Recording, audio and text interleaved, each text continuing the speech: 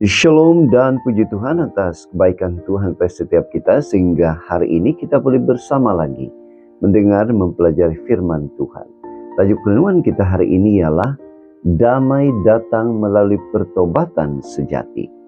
Firman Tuhan dalam Yoel 2 ayat 13 mengatakan, "Koyakanlah hatimu dan jangan pakaianmu, berbaliklah kepada Tuhan Allahmu, sebab Ia pengasih dan penyayang, panjang sabar dan berlimpah kasih setia." Nah, bacaan kita hari ini kita boleh baca dalam kitab Yoel 2 ayat 12 sehingga 14. Bagian ini merupakan seruan Tuhan melalui Nabi Yoel kepada bangsa Israel supaya benar-benar bertobat.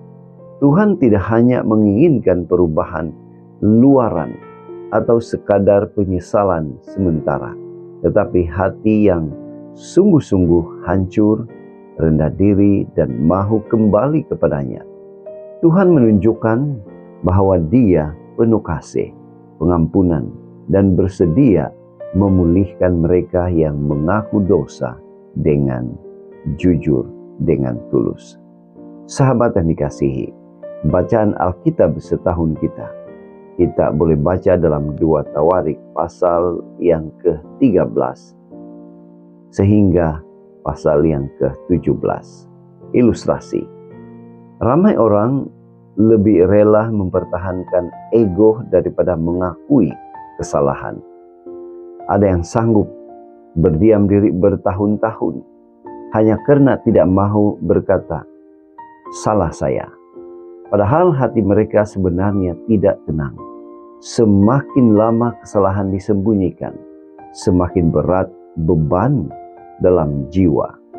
Tetapi saat seseorang berani merendahkan hati dan meminta maaf dengan tulus, ada kelegaan dan damai yang tidak dapat dibeli dengan apapun, berapapun harganya.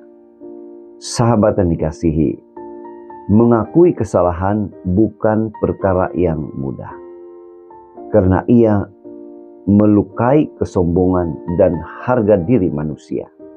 Namun itulah langkah pertama yang terbaik untuk menuju pemulihan dan damai sejati.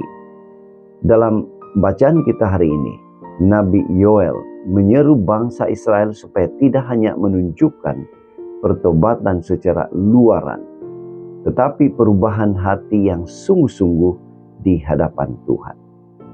Tuhan tidak mencari manusia yang sempurna, tetapi hati yang rela dibentuk dan dibimbing.